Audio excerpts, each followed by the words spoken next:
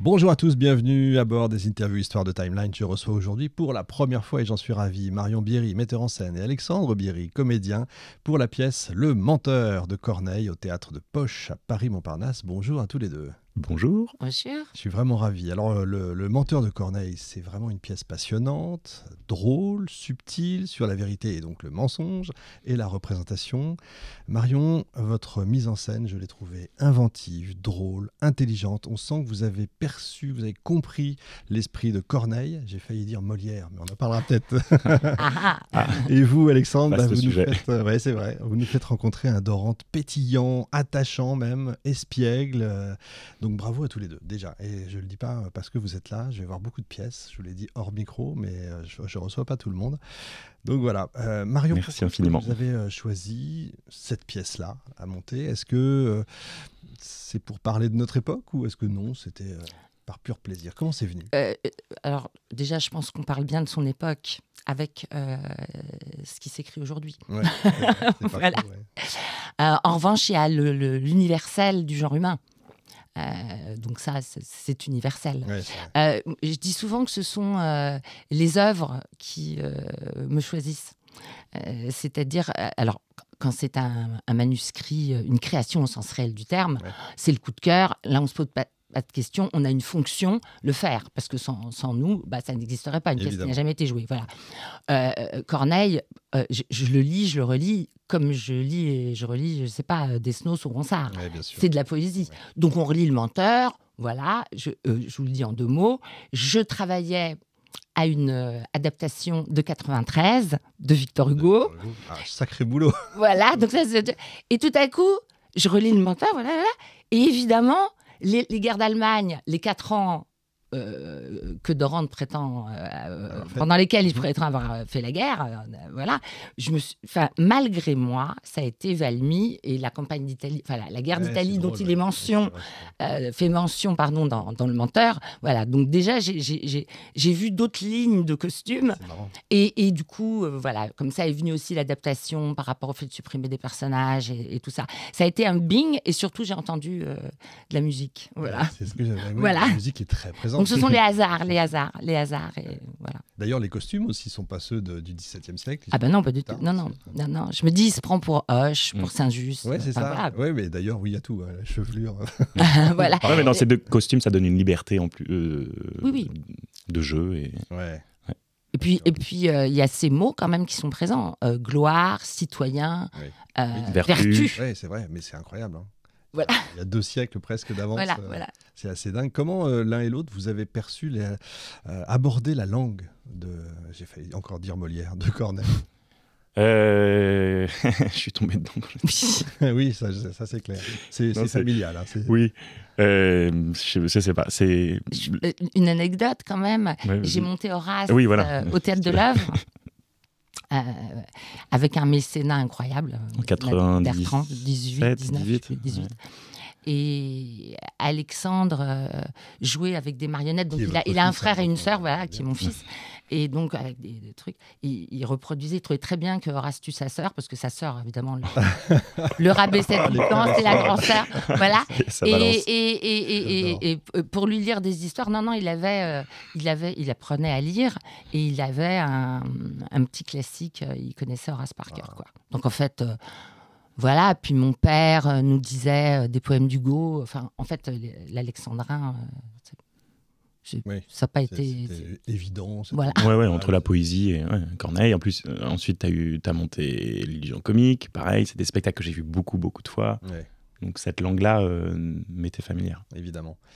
C'est une histoire de famille, la pièce, mais c'est parce qu'il y a aussi votre oncle qui est dedans. Donc votre frère Marion, c'est ça qui joue. Oui, qui est venu nous rejoindre par intermittence. Voilà. D'accord. Mais le théâtre aussi est une histoire de famille. Le lieu, le théâtre de Poche, oui. Ça a appartenu à votre famille ça a appartenu à ma mère. Mon grand-père, a acheté ce théâtre enfin, réellement, pour une bouchée de pain à la fin des années 50. Et maman était toute jeune comédienne, elle était dans la troupe de la Huchette. Et ce théâtre existait déjà, je crois que ça a commencé dans des années sombres, pendant l'occupation. C'est là que Villard a fait sa première mise en scène, qu'a commencé Marceau. Voilà. Et puis, elle a rencontré mon père. Et voilà. Qui à ce moment-là ne jouait pas au Poche Montparnasse, mais c'est devenu une histoire. Voilà, jusqu'à ce que, mais ça, c'est plus délicat d'en parler, il ne veuille pas de transmission. D'accord. Et je dois dire que là, entre autres personnes qui se sont mises sur les rangs pour acheter ce théâtre, ce qui était aberrant, enfin, je veux dire. J'y suis née, mes enfants y sont nés, voilà. Et là, Philippe Tesson et son épouse ont été formidables parce qu'ils m'ont demandé si j'avais tout essayé pour garder ce théâtre. Donc voilà, je me suis sentie, lorsque j'ai pu revenir à Montparnasse, j'entends réellement, je ne veux plus aller à Montparnasse. Lorsque j'ai pu y revenir et donc de nouveau travailler au Poche Montparnasse, réellement, je me suis sentie plus chez moi que jamais. Je dois dire cela et je le dis également pour Stéphanie. Voilà. Donc, Tesson, un type bien. Ouais. C'est bien, intéressant. Ceci dit, avec les épisodes Covid, etc., c'est parfois mieux de ne pas être propriétaire de théâtre. Parce que oui.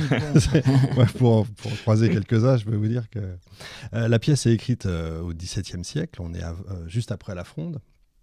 Avant Molière. Et pourquoi je parle de Molière depuis le début et j'hésite, c'est parce qu'effectivement, on connaît Corneille, le Cid, on connaît les grandes tragédies, on connaît beaucoup moins en fait les comédies de Corneille. Et on regarde Molière, Corneille avec les fameux... il y a quand même quelque chose quand même. Hein. On se dit, et pourtant, il a été connu grâce à ses comédies, Corneille. Oui, je suis d'accord. Et souvent, les gens... Quand une personne connaît le menteur, enfin, il n'y a que le menteur, il n'y a jamais les autres comédies, alors qu'il en a écrit plusieurs. Hein. Il y a la Galerie du Palais, la Place Royale, La Veuve, le menteur évidemment, la suite du menteur. Que vous ferez la suite du menteur, elle est déjà un peu dans le menteur. J'ai mélangé au début du spectacle et à la fin, il y a un petit peu des ajouts de la suite du menteur. Mais peut-être, c'est jamais mise en abîme. Ça pourrait être intéressant. Donc, il a écrit beaucoup de comédies. On reconnaît des trucs quand même. Hein. Mais ce que je trouve vraiment... il y a deux choses très particulières au menteur. C'est que c'est sa dernière comédie. Oui. Il a écrit déjà... oui, non, mais pas officiellement. Je suis d'accord avec vous, donc ça, ce terrain-là, on va y aller peut-être, mais voilà. Non, mais il a déjà écrit Horace, Cinna, Pompée, donc les grandes tragédies classiques. Donc le menteur, c'est un adieu comme ça au baroque. Et puis c'est lui, Dorante. Enfin, ça, c'est signé. Je veux dire, c'est pas faux. Le terme de pièce qu'on vous a faite. Vous seriez un grand maître à faire des romans. Donc il a une telle tendresse pour ce personnage parce que c'est la tendresse qu'il porte à sa jeunesse, quoi. Donc c'est oui, voilà. Et puis je sais plus. Vous m'avez demandé. Bon, c'est pas grave.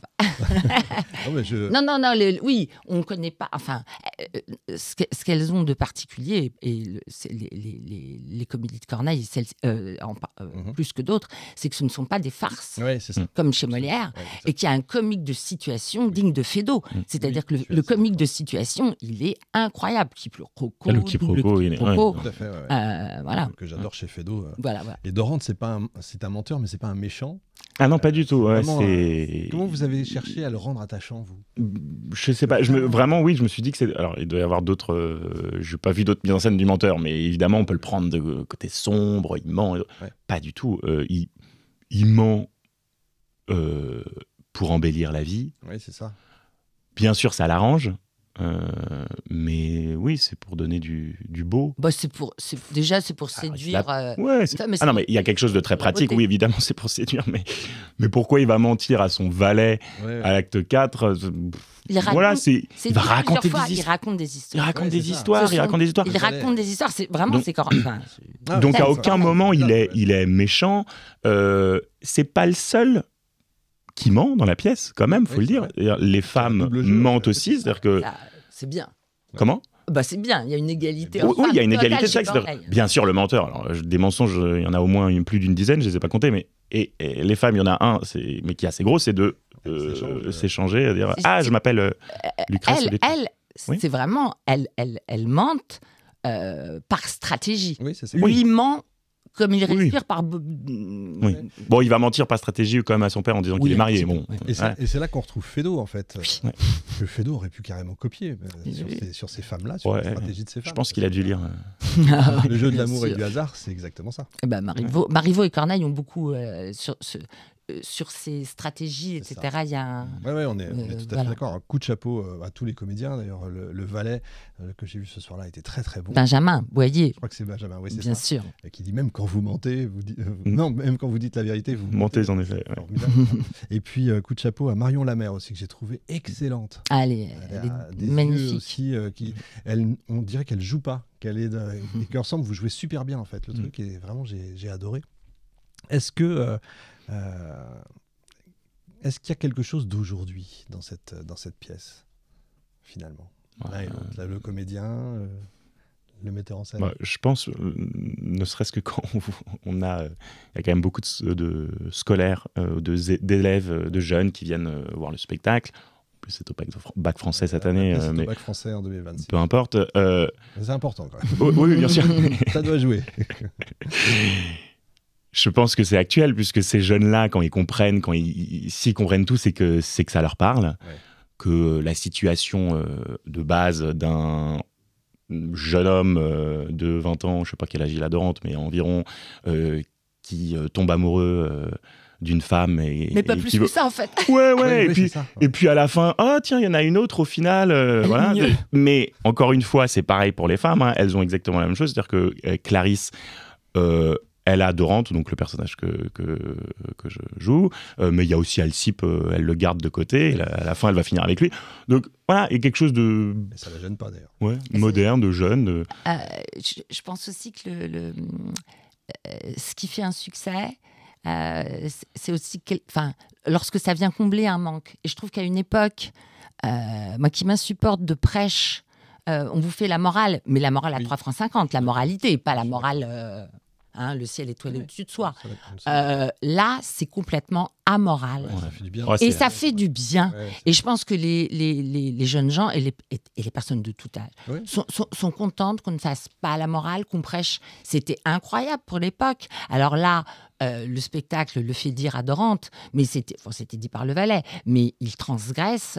J'ai pas beaucoup de culture chrétienne, religieuse. Mais quand même, un commandement. Apprenez à mentir. Donc, ça fait juste du bien. De finir le spectacle là-dessus, sur cette phrase, apprenez à mentir, c'est les derniers pieds de la pièce. Vert.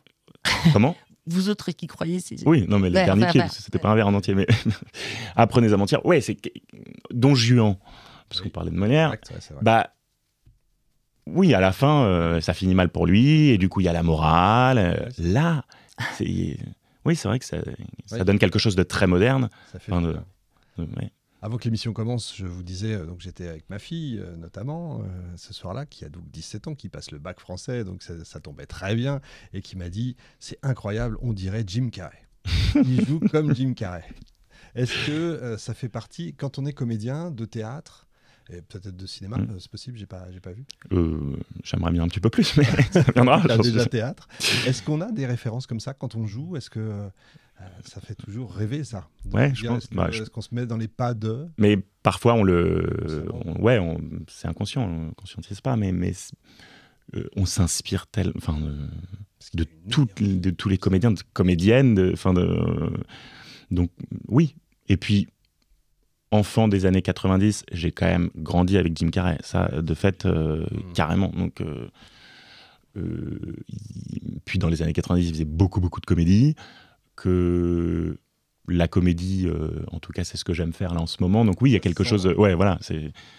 On sent cette énergie-là. Ouais. Vous la retrouvez, l'énergie? Vous avez mis votre fils dès le départ, ou quand vous mettez en scène, oui. Vous vous dites, j'écris pour mon fils? Non. Oh non, heureusement. Non, pas du tout. Non.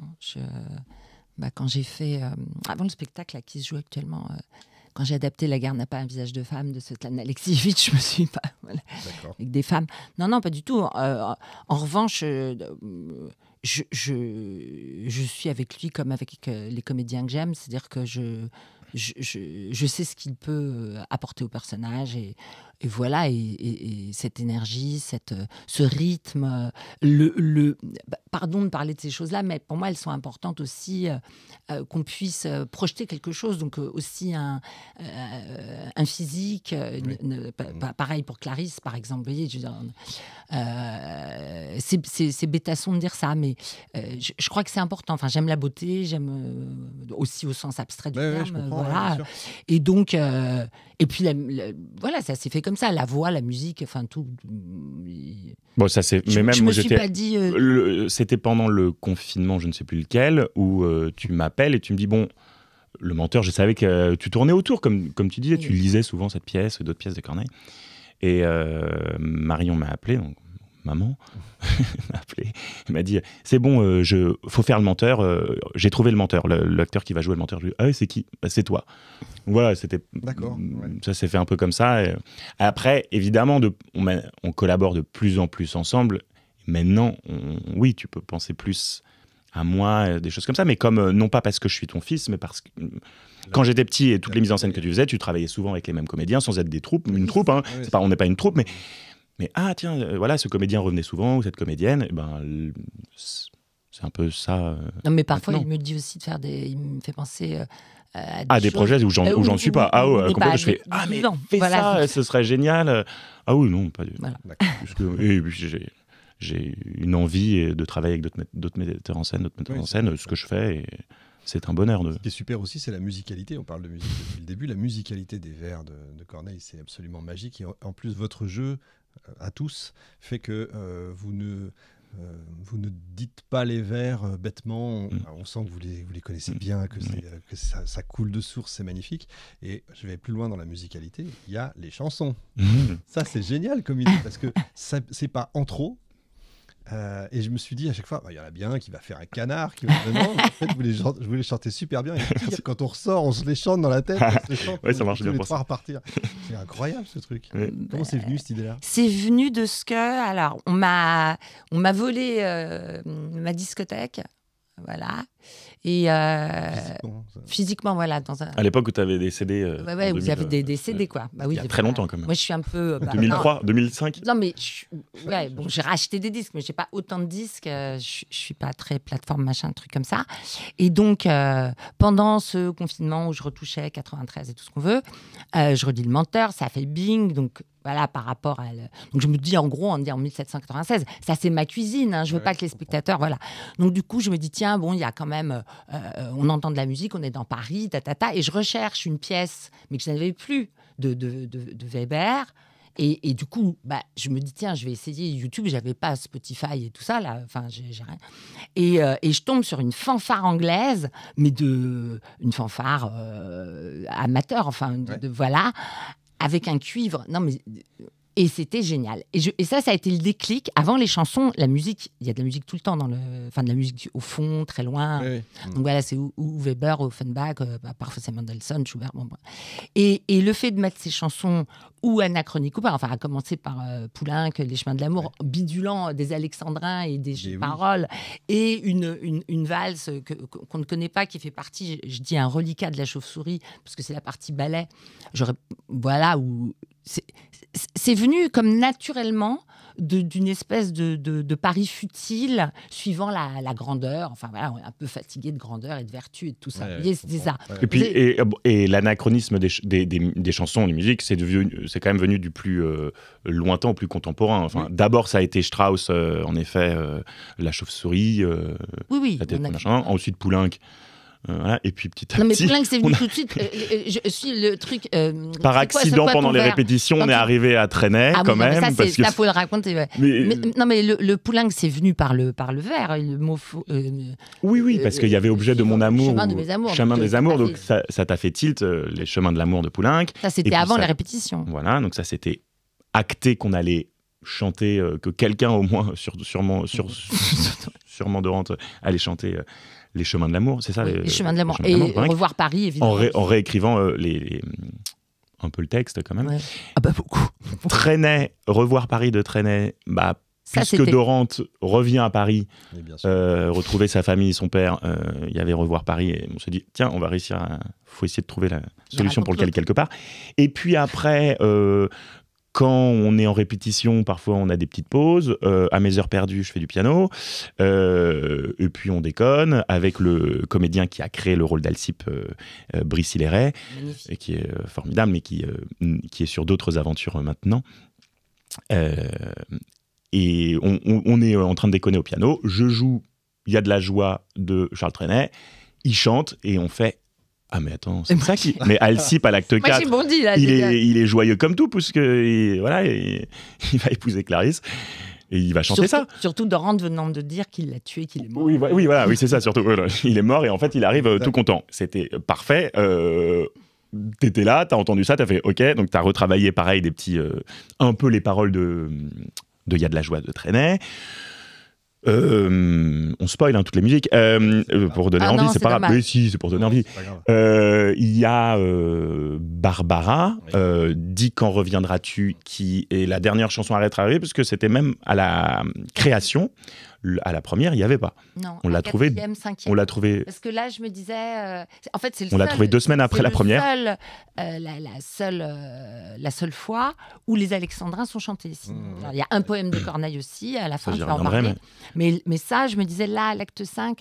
Waouh. Oui, j'ai beaucoup de textes et tout. On l'a allégé en... Et du coup, 1, 2, 3, 4, 5, 6, 1, 2, 3, 4, 5, 6, 1, 2, 3, 4, 5, 6, 1, 2, 3, 4, 5, 6. C'est évident. C'était Dis quand reviendras-tu de Barbara. C'était dur. Moi, j'ai essayé, quelques jours après, je me suis dit, tiens, je vais essayer de retrouver pour voir où sont les fameuses chansons dans le texte, mais c'est impossible. Non, c'est dur. Déjà, le texte, peut-être qu'on y reviendra aussi, a un peu bougé. Enfin, c'est 90%, 95% de menteur, mais bon, il y a des choses... voilà. Et... dernière chanson, en tout cas une des dernières, parce qu'il y a le final aussi qui revient souvent, mais qui est Strauss encore. La dernière chanson que je chante tout seul sur un poème de Corneille, donc ce n'est pas dans Le Menteur, mais c'était un poème que tu connais depuis longtemps et qui était fort à propos, puisque la blonde comme la brune, en moins de rien me déplaît, je m'en fiche, j'en prends et c'était un... Heptasyllabe, c'est comme ça qu'on dit. Voilà. Une chanson, on appelle une chanson. Je pense qu'on dit comme ça. 7 pieds. Ça s'appelle chanson en poésie, mais qui n'a pas d'air. Et on ne trouvait pas l'air. Toi, tu avais un air autrichien, viennois, mais un peu déprimant. Je me disais, mais non, ça marche pas. Et du coup, 1, 2, 3, 4, 5, 6, 7 comme les 7 notes de musique d'une gamme. Et m'est venue l'idée de chanter cette chanson-là sur l'air de la mélodie du bonheur, Do, Ré, Mi. Et ça marchait bien. Je trouve ça génial. C'est avec celle-là qu'on sort d'ailleurs. Qu'on reprend évidemment longtemps. Pourquoi avoir justement changé le texte un petit peu ? Alors, la mise en scène, je vais prendre une comparaison, c'est un peu comme l'architecture. C'est-à-dire qu'il y a ce qui se voit, on essaye que le bâtiment soit beau, mais ça a une fonction. C'est pas seulement pour se faire plaisir. La fonction, c'est, je dois construire ou un théâtre ou une mairie, et puis les tuyaux, ils doivent passer là, là, le sol est comme ça, les carrières nous disent que, voilà. Et là, la fonction, c'est qu'aujourd'hui, on est en fait des traducteurs, on à travers les siècles.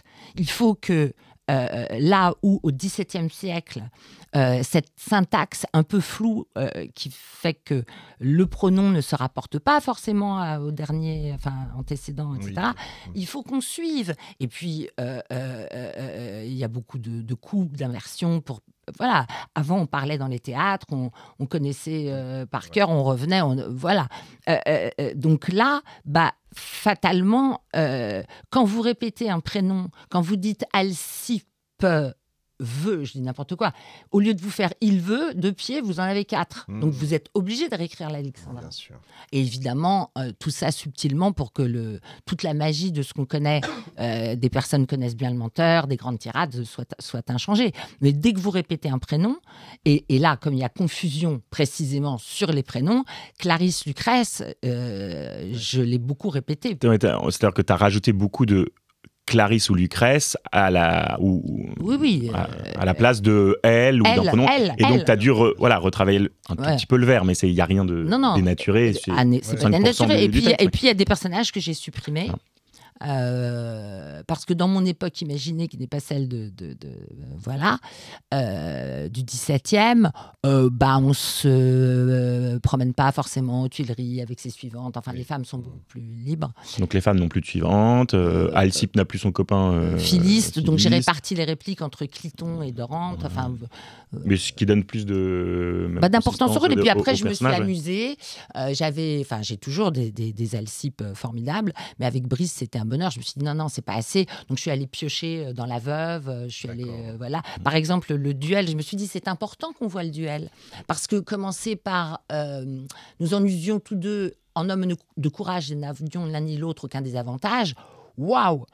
Donc qu'est-ce que ça veut dire ? Début de l'acte 3. Début de l'acte 3. Donc, et ce duel, j'ai pris en les arrangeant des répliques de La Veuve qui n'ont rien à voir avec un duel. Donc dans le spectacle, il y a plus de Corneille que de Corneille, que du menteur en tout cas. Parce que t'es allé piocher des alexandrins dans La Veuve, le poème, le fameux poème de Corneille dont je parlais, et il y a cette suite du menteur au début du spectacle et à la fin du spectacle. Parce que Corneille écrit 1 an après Le Menteur. 1 an après, oui. Donc finalement, Le Menteur n'est pas sa dernière comédie. Oui, mais la suite, c'est une comédie héroïque. Héroïque, c'est pas pareil. Au sens, il écrit 1 an après la suite du Menteur, Le Menteur 2, le retour. Chose hyper moderne pour l'époque, quand même. C'est super moderne. Et Corneille, homme de théâtre, s'amuse et fait cette mise en abîme en disant... il y a une pièce qui s'est jouée à Paris l'année dernière. Elle est assez médiocre, on le dit en prose. On connaît pas trop l'auteur. Oui, là, j'improvise en prose, mais je connais pas les vers de la suite du Menteur par cœur. Et ça s'est joué, ça s'appelle Le Menteur. Voilà. Et ça, on pouvait pas passer à côté. Donc tu l'as intégré en bidulant, pour le coup, au début et à la fin. Ça, c'est génial. Mais ça ne dénature pas la pièce, puisqu'évidemment, il n'y a rien qui change. Du tout. Ah non, ça reste non, c'est le menteur. On ne parle pas de Monte Cristo qui va sortir. Mais c'est une vraie... Regardez, hop, je suis dans Dumas, moi. Eh ben oui, voilà, ça, il faut lire le vrai. C'est très bien. C'est pas des petits bouquins. La Dame de Montsoreau. C'est toujours moi, c'est une question est-ce qu'on peut adapter et garder le nom, mais là, il n'y avait pas de... oui. Il y a de grands exemples quand même de magnifiques adaptations cinématographiques où le livre est sublimé. Hein. Enfin, je pense à La Mort à Venise, devenue Mort à Venise. Je trouve que c'est le Visconti a plus de talent. Enfin, oui, c'est pas faux. C'est pas faux. C'est pas faux. Il n'y en a pas pléthore non plus. Il n'y a pas énormément. Non, mais lui, c'est un maître, le Guépard. Non, mais c'est vrai que... Il y en a, de très très décevantes, comme vous dites. Est-ce qu'on garde le nom ? C'est ça, il l'aurait appelé autrement, ça ne me dérangeait pas. C'est pas le sujet. On est en pleine époque de fake news, de mensonges divers et variés. Est-ce que cette pièce magnifie ça, selon vous ? Vous avez 3 heures, si vous voulez. Ouais, c'est ça. On ne va pas parler de politique quand même. Le menteur, mais... Politique, la vie de la cité. Oui, bien sûr. Tous les jours. Vous avez raison, mais c'est vrai qu'au début, en 22, puis alors là, le menteur, il y avait... Mais à cette différence, qu'ils ne sont pas des poètes, et que là, Dorante en est un, il ne ment jamais, il ne promet pas des choses qu'il ne tient pas. Voilà. Oui, c'est la grande différence. C'est pour ça que c'est pas un méchant, alors que il y en a qui mentent. Sujet bac français, à la limite, c'est est-ce qu'on s'enferme dans le mensonge quelque part ? Est-ce qu'on perd pas sa liberté quand on ment ? Lui, en tout cas, il arrive à s'en sortir, et puisqu'il va pas aller très loin. Oui, je pense que par contre, quand tu diriges un... Enfin bref, voilà. Non, mais je pense que tu peux un peu. Ah oui, le mensonge en politique est devenu... Non, mais c'est quasiment... Oui, et puis tous un peu, je pense que de toute façon... ça fait bizarre. Oui. C'est très curieux. Votre scène favorite à jouer dans Le Menteur, c'est assez facile, c'est crescendo. Donc je pense que je préfère l'acte 4 à l'acte 3 et l'acte 5 à l'acte 4.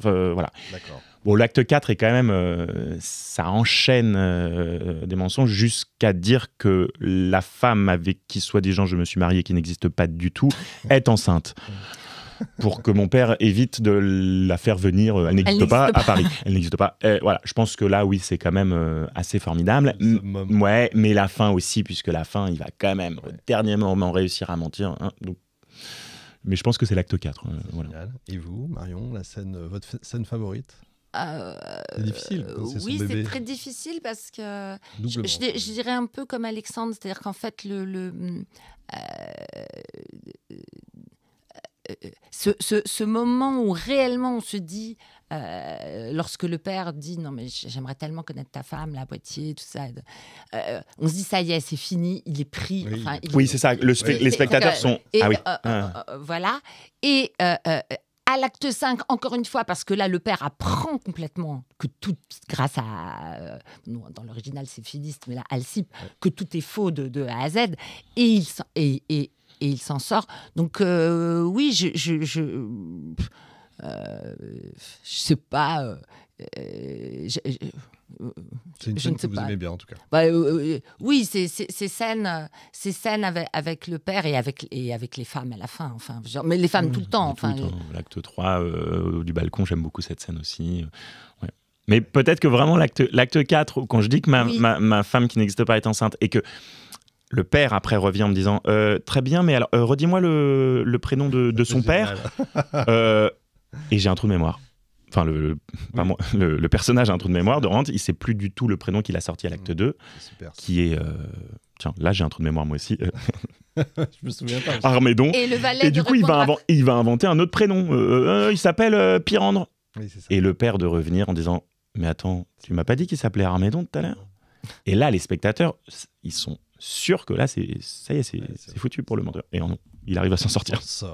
En fait, c'est quand même un hommage, la pièce, à l'imagination. Oui, ouais. Non mais c'est beau, c'est magnifique. C'est pour ça que je c'est un hommage à quoi? Au théâtre, je pense. Oui, en fait, c'est ça.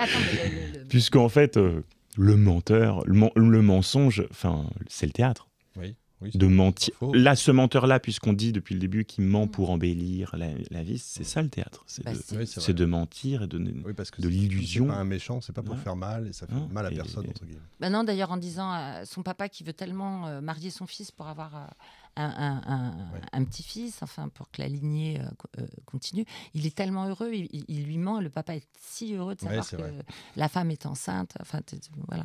Non, c'est franchement génial. Tous les deux, là, si Corneille venait voir la pièce, qu'est-ce que vous aimeriez qu'il vous dise pour finir? Alors, je sais pas. Déjà, souvent, je me dis, j'espère au fond de moi, je me dis, s'il venait, je suis sûr j'espère qu'il aimerait beaucoup le spectacle. Et... Voilà, donc, qu'est-ce qu'il pourrait nous dire? Pas facile comme question. Est-ce qu'il aimerait? Je suis sûr que oui. Ça lui plairait. Moi, je pense qu'il te dirait que tu peux aller encore plus loin dans certains petits mouvements équivoques. Coquin. Oui, parce qu'il y a tous les. On peut parler du double sens très érotique et de Corneille qui, dans Paulieu, vas-y, tu connais les vers. Vous me connaissez mal, la même ardeur me brûle et le désir s'accroît quand les fesses reculent. Mais là, Paulieu. le pistolet, quand même. Et là, oui, dans le coupard. L'acte 2, oui, il y a des choses, si on lit entre les lignes, qui sont coquines. Parfois, j'en donne aux spectateurs en faisant des petits gestes. Voilà. Tu crois qu'il dirait Je pense qu'il nous ferait rire. Je pense que lui nous ferait rire. Voilà. Je suis d'accord. Et metteur en scène, qu'est-ce que vous aimeriez qu'il vous dise? Qu'il me dise d'oser peut-être, parce que je n'ose pas, remonter, parce que je l'ai monté, l'illusion comique, ou qu'ils me disent alors monte la suite du menteur. Voilà. On aimerait bien voir la suite, ça je suis assez d'accord. En tout cas, c'est un super hommage que vous rendez à la littérature française, tous les deux. Le menteur de Corneille, théâtre de poche, j'ai plus qu'adoré. Donc c'est vraiment pour ça que je voulais vous recevoir. Précipitez-vous toutes et tous, parce que c'est jusqu'à officiellement fin novembre 2025. 23 novembre. 23 novembre, donc... Et je tiens à dire, puisque c'est un spectacle, on vient de fêter la 450e, on va aller au moins jusqu'à 500, que évidemment, vu que ça fait presque 500 représentations, on est nombreux et nombreuses. Voilà. Il y a beaucoup d'alternance, donc on n'a pas le temps de citer peut-être tous, mais parce qu'il y en a même d'autres, il y en a d'autres qui ne sont pas sur le track, qui ont été dans le menteur, qui ne le sont plus pour d'autres, comme Brice Léré. Mais... Je vais donner ceux qui sont sur le track. Voilà, déjà, comme ça. Alors, vous, Alexandre, Benjamin Boyer ou Thierry Lavatte, Balthazar Gouzou ou Arthur Guézenec, Anne-Sophie Nalino ou Marion Lamère, Serge Noël ou Stéphane Bierry, Mathilde Rillet ou Maude Forget. Ils sont tous formidables. En tout cas, ceux que j'ai vus sont formidables. J'imagine que les autres aussi. Il n'y a pas de raison. Et je me permets juste une chose, le spectacle va commencer une deuxième tournée. Ah, ça, c'est Alors important. là, oui, ça, on peut voir le spectacle en grand, j'entends, avec un grand décor, etc. Et en région parisienne, alors je ne connais pas toutes les dates, mais près de Paris, à Joinville-le-Pont, le 13 février. D'accord. Voilà. Et vous avez Il y en a d'autres, mais je ne les ça connais va pas. bouger en France ou ailleurs? Oui, on va bouger en France un peu partout pour cette deuxième tournée, voire en Belgique et en Suisse d'ailleurs. Ah, mais génial. Et peut-être une troisième tournée En 2027. en 2027. Extraordinaire. Si Paris veut de nous encore Ah, mais je pense qu'il y aura pour pas de fêter la souci. 500e, pourquoi pas, hein, on est là. Ce que je propose aux auditeurs et auditrices, évidemment, c'est de nous contacter, nous, et vous me tenez au courant. Parce que comme ça, je vais mettre ça sur le site internet. Bien sûr, on va relayer parce que franchement, il faut le voir. Dernière petite question. J'y ai pensé ce matin en venant. Cette pièce, elle aurait pu être filmée. Qu'est-ce que vous pensez de théâtre filmé? C'est drôle, j'y ai pensé, vu que ça se fait quand même beaucoup. Ouais, Je me suis dit, pas assez, je trouve. Non, peut-être pas assez, mais je me suis dit, attends, si t'avais un pied dans le cinoche, t'aurais pu l'adapter. Vous voulez dire pas forcément l'adapter. Filmer sur scène, capter. Oui, une captation. Mais vous avez raison. Ça. Ah oui, d'accord. Non, je pensais, comme beaucoup de pièces se font. Oui, c'est vrai, on pourrait faire, j'ai pas pensé. Voilà. C'est plus cher. Oui, c'est sûr. Oui, encore. Oui, bon. Oui, c'est vrai que faire une captation pour une diffusion télé, quoi. Ouais. Télé ou sur Internet. Oui, mais on aurait bien sûr, mais je pense qu'en fait, pour la télé, c'est surtout un théâtre avec des vedettes. Oui, généralement, il faut quand même une vedette pour. Et vous seriez opposé à ce genre de choses? Non. Si on aurait pu faire, je pense par exemple quand le spectacle s'est joué à la Scala à Paris, donc dans une grande salle, là on a moyen de mettre des caméras, de faire bien les choses. Non, je suis pas opposé. Non, je suis pas contre. C'est par nature, notre métier, il est éphémère. Enfin, un projet est éphémère. Donc, avoir une trace de ce projet qui, quand même, a une belle vie. Oui, alors on a des captations, mais qui ne.